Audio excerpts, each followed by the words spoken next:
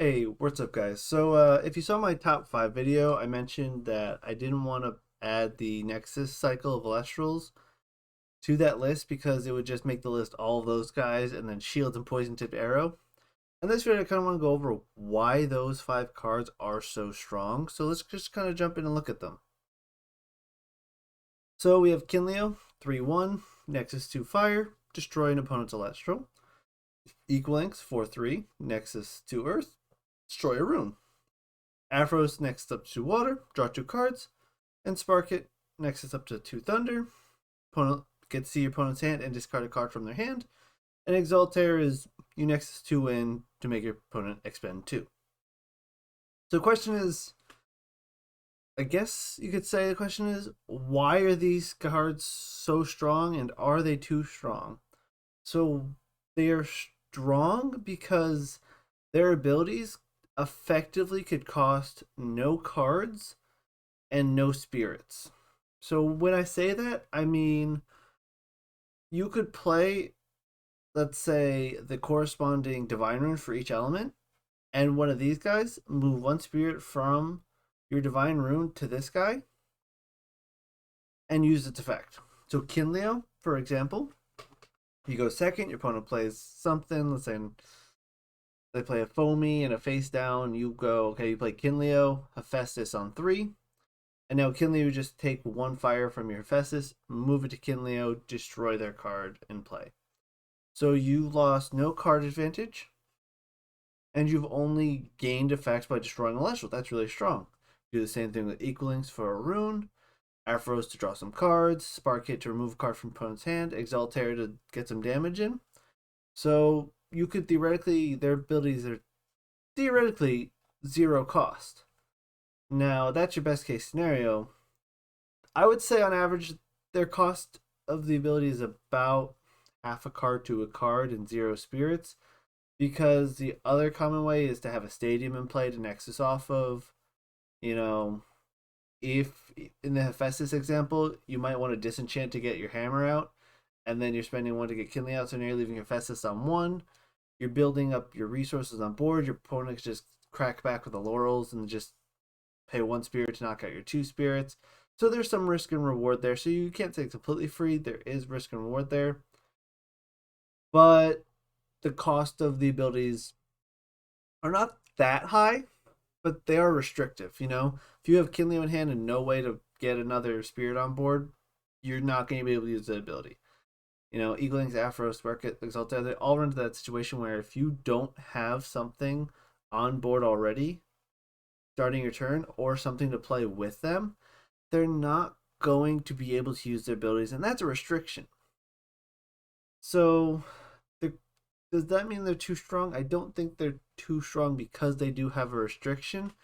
It's a fairly easy restriction, but the fact that every element gets access to one of these cards that does something within their element well, or helps their element finish something, I think is good. Like, Kinleo's the only real direct answer to something in fire on the board that's not just attacking over it. Equalinx is the only answer in Earth to destroy a rune. Afro's drawing cards is good in anything. Water doesn't really have a ton of draw power, so that's useful, but not every element has a draw power. Spark It synergizes super well with the discard strategy, and Exalter is probably one of the best wind finishers, where you just kind of get your situation to your opponent's board is open, you Aeolus, Exalter, Nexus, do like 5 damage out of nowhere. It's really good. I I don't think they're too strong, but they are kind of something you need to keep an eye on. And you can feel like they're gonna blow you out really like easily sometimes. There's tons of times where it's like, all right, I play shield, I feel safe, and my opponent goes equaling scythe, nexus off of the equaling or off the scythe onto equalings. Equalings now has 3 spirits, blows up my shield and hits me for a bunch of damage. That's gonna happen. But then on your turn, you hopefully can just go, okay, well, you just destroyed my thing super easily, and then let me take off 3 of your spirits from that equaling real quick. So because there's that risk of Early game, they might get something really strong out of it, but they're now filling up their spirits to get kind of blown out by cheaper, efficient removal. Like if you play a Sorlet, tap their Equalinks down, attack with a Sorlet. You don't even need to tap it down. Your Sorlet's big enough. Play Boom Bat for one, destroy 3 spirits off the Equalinks. There's that risk there. If any of these cards does need a nerf right now, before like the last kind of balance change goes out, or if we get more than one, I don't know.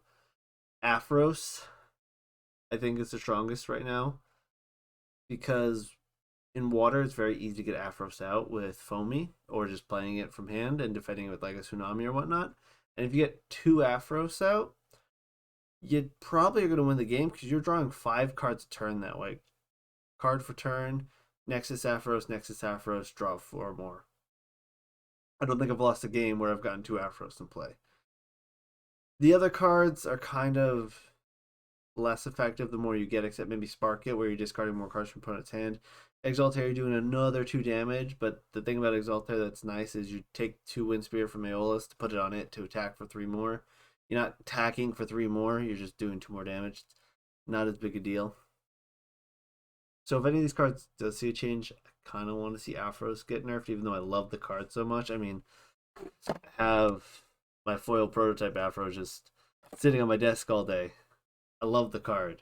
It is probably the strongest out of all 5 of these right now. And I keep wanting to come back to, are they too strong? Like, so we know that they're potentially free abilities if you have the restriction applied to them, which is you need more board presence to use them, which does lead you to get blown out more. But how do you kind of compare these to cards that do the same things? You can compare Kinleo to a Boom Bat. You can say Boom Bat's better because you don't need board presence. You just play Boom Bat, set your face down, destroy something, call it a day. Or Kinleo, you need to play Kinleo, then you need to play, Divine Rune, or you play your Volcanic Forge, and then you have to Nexus off your Forge to destroy your Forge, but you're trading that for an Elestral. It's interesting. Equalinks you compare to P-Gust. P-Gust, you just play P-Gust, destroy something. Hey, and you can also Nexus to a P-Gust with Exaltair or Circle of the Sky and destroy another rune. So in that sense, P-Gust you could say might be stronger than Equalinks, but Equalinks has stronger stats to compensate. There's, some stuff there. You're destroying runes at random. Your opponent might play a bunch of face downs to mess with you to protect their good face downs. Equalinks seems like both one of the most frustrating cards to deal with because it's the only way Earth deals with runes, but also there's also P-Gust, and no one's complaining about P-Gust that much. I think Aphros again is probably one of the strongest. It's again, if you played an Atlantis and Nexus one off your Atlantis to Aphros, draw 2 cards, you just played a 1-cost Nectar of Gods. And if Nectar of Gods was 1 cost, it'd be really, really broken. If you play Poseidon and Aphros on the same turn, you play Poseidon on 2, you use Poseidon to send 1 to Aphros, and then since Aphros has an Elestral is a little bit more fragile, you just send it back to Poseidon, draw 2 cards, you still have all your spirits available. The spirits and the runes are a little bit safer than spirits on Elestrals. And then you do some more stuff. Maybe you protect your Aphros with the Tsunami that you just drew because you drew an extra 2 cards. And then you get another Aphros in play, and then you probably win the game from just cycling Aphroses. Spark It. If you get Spark It off turn 1, you're in a great spot. You just do Spark It. Your opponent loses a card. You have, a board state. You have a 4-1 in play. Spark It's very good turn 1. After, if you're not going first, or even if you're going first, but you don't have a Zeus in hand and you have to wait a turn to do this, it's not going to be as good. But turn 1, Spark It is insane. Spark It slowly diminishes over time as your opponent has less cards that you want to answer in their hand. The closest comparison to Spark It is either Typhland or Apple. Both are okay, but they discard at random. So at least with Typhlant, you don't have to have the setup for it. You just play it. So I don't think it's really, there's arguments as one might be better than the other. For all of these, you can argue one thing might be better. For Exaltair, you could argue that Eruption's better. I mean, in Wind doesn't have really anything except like Chrysor that's going to deal damage directly.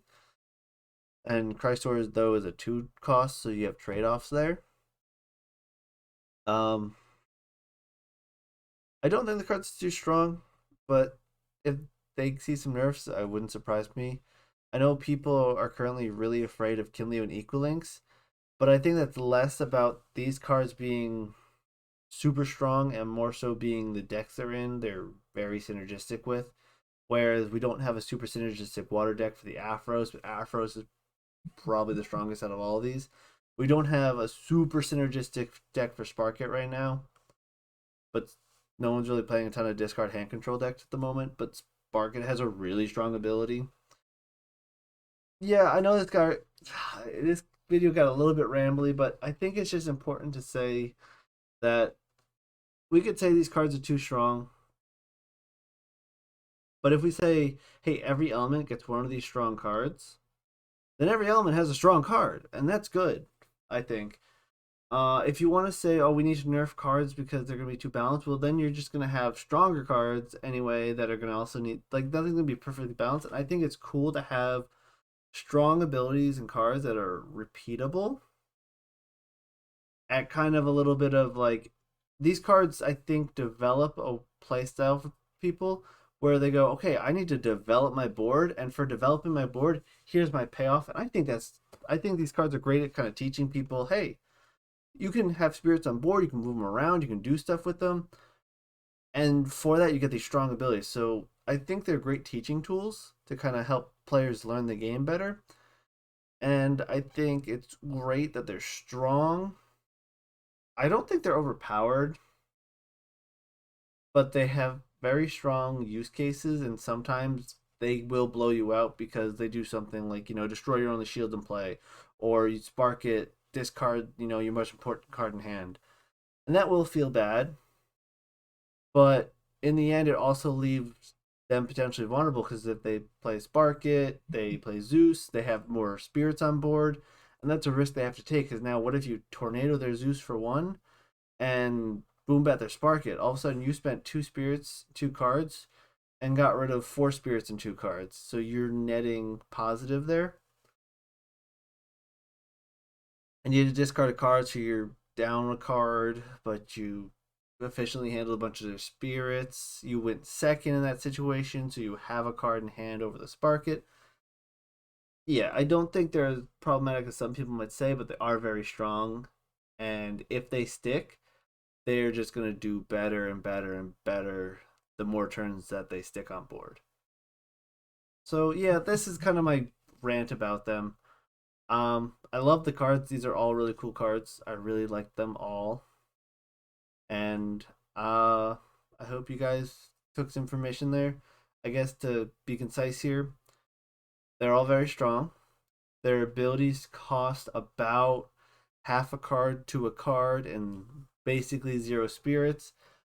But that is a restriction, and that restriction also will leave excess spirits on your board, which leaves you into a more vulnerable state that you can be blown out from in some circumstances.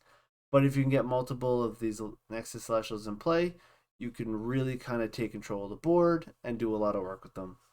And that's all I really had to say with this video. I just kind of wanted to go over all of them and why they're good, and why, even though they are very strong, I don't think they're a problem. Maybe they become a problem, but that's what time will tell. And I'll see you guys in the next video. I'm actually just spoiled. Next video is going to be about laurels. I have a lot of things to say about resting on your laurels, and stay tuned for that. Other than that, see you guys in the next one. You guys have a great one. Peace. Oh yeah, and if you can, press that subscribe button if you aren't already. Like half of you aren't subscribed, and I'm a small channel trying to grow, and the subscription's free, and I appreciate all of your support. All right, have a great day, guys. Peace.